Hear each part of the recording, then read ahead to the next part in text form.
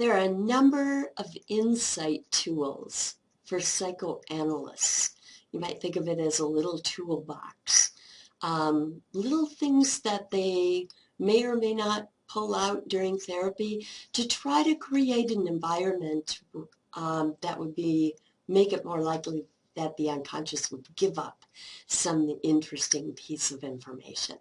So the insight tools are ways to get at more direct ways of trying to get at the content of the unconscious. In other words, the unconscious is always leaking out, but to provide it with a optimal avenue to do so. Okay, and one of those techniques is called free association. Okay, and you could do this with anybody. Right now, you could jot down 5 just random words on a piece of paper and have somebody else do the same thing. Okay, and then take turns without looking at the other person's words. Each one would read them to the other one, but just pause for a second after each one. Very, very quickly, just a second, and you have to respond with the first word in your mind. So they read their 5, you respond to them, and then you read your 5, and they respond to yours. Do you think you could learn anything about somebody by the first responses to these words? Well, the idea here, is, and this is just one example, but the idea here is that if you must respond very, very quickly, that you're not going to have time to censor that information. In other words, the ego, which, is privy to more than you are as far as information in the unconscious and wanting to keep that unconscious, is trying to always work and censor information. But just like we said, the more relaxed you get, the more likely that things in the unconscious will leak out. If you're on guard, they are less likely to. So the idea with free association is to come up with, if somebody said father and the client said beating, it's valuable information, right? Really valuable information for the therapist.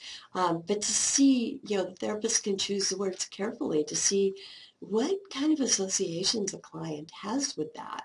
But by making them respond so quickly, hopefully before there's any censoring that goes on there. And it's not like the client would purposely censor this usually, but it's being censored from themselves. You're trying to overcome that. Okay. Another avenue in which the unconscious often leaks out is in dreams. Now, Freudian dream analysis is pretty sexual. And it is interesting, and there's, again, some weak research correlations here. And possibly was stronger if we could have had this kind of research methodology in Freud's time. We might have come up with at least somewhat stronger correlations. What the research suggests now is what he's talking about can go on and does go on sometimes as symbolism in your dreams, but maybe not all the time, like you thought, probably not. Let's talk about Freud's dream analysis, Freud thought, now remember that, he was practicing during the Victorian era, and this was a period of time when people really repressed sexuality, sexual thoughts, all of this pushed down in the unconscious, meaning that, he would run into a lot more clients than what you might run into today when this is more openly discussed. Clients who have issues in this regard. So Freud's dream analysis is very much based around sex, and he felt that the main purpose of dreaming was sexual wish fulfillment. And yet, that the unconscious is a way for the brain to fool the brain, That's a really interesting way to think about it, right? It's like, how can the brain fool the brain? But, it's a way that the brain can tuck things away and protect you from it, at least your conscious knowledge of it, even though it still affects your behavior and thought processes. Hey, it's kind of like a benevolent dictator. He thinks they're doing the best thing for you. And, but, this means that for your dreams to be able to work as wish fulfillment, they can't be, too easy for you to figure out. They really have to be hidden in symbolism, the wish fulfillment, sexuality part of it, your dreams. Okay? So Freud thought that basically anything that was long and cylindrical in a dream was symbolic for a penis. So that's one example of dream analysis, how dream analysis symbols work in his theory. And he felt that anything that resembled an opening in your dreams, was actually symbolic for a vagina. And imagine if you were going to a Freudian therapist and they were trying to tell you this, right?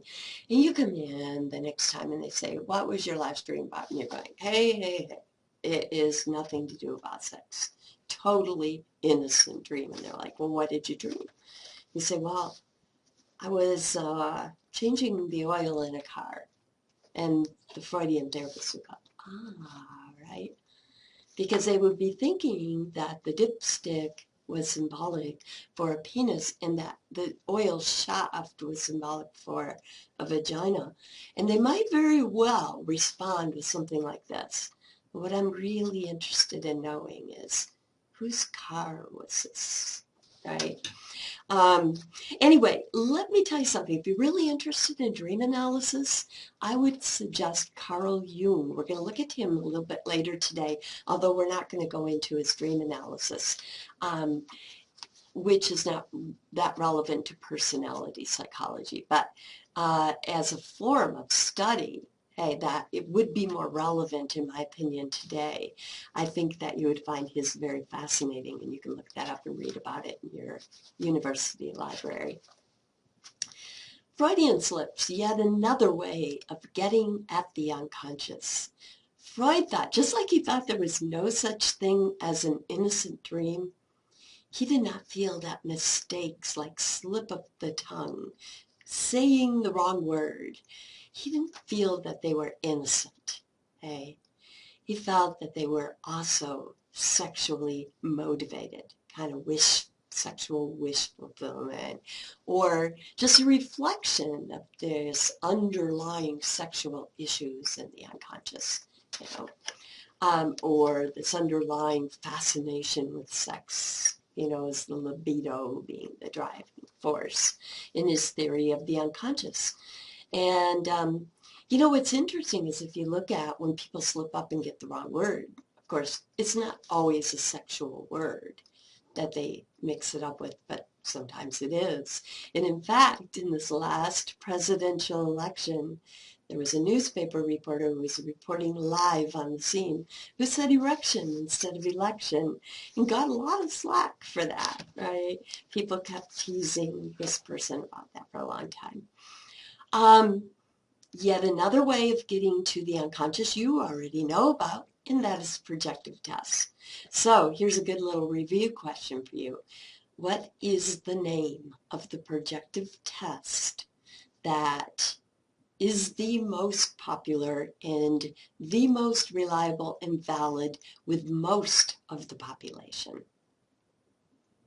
If you said Rorschach test, you are absolutely correct. And what is the name of the one that is actually a little more valid and reliable, but only with people who express themselves really well in creative writing? If you said TAT, or thematic apperception test, you are right on the nose. Now, a final way of getting to the unconscious is hypnosis. Again, the more relaxed you are, the less on guard, the less censoring that will occur, and the more that will leak out of the unconscious. And how more relaxed can you be than when you are actually hypnotized? Okay. Unfortunately, only about 10% of the population is hypnotizable. Okay.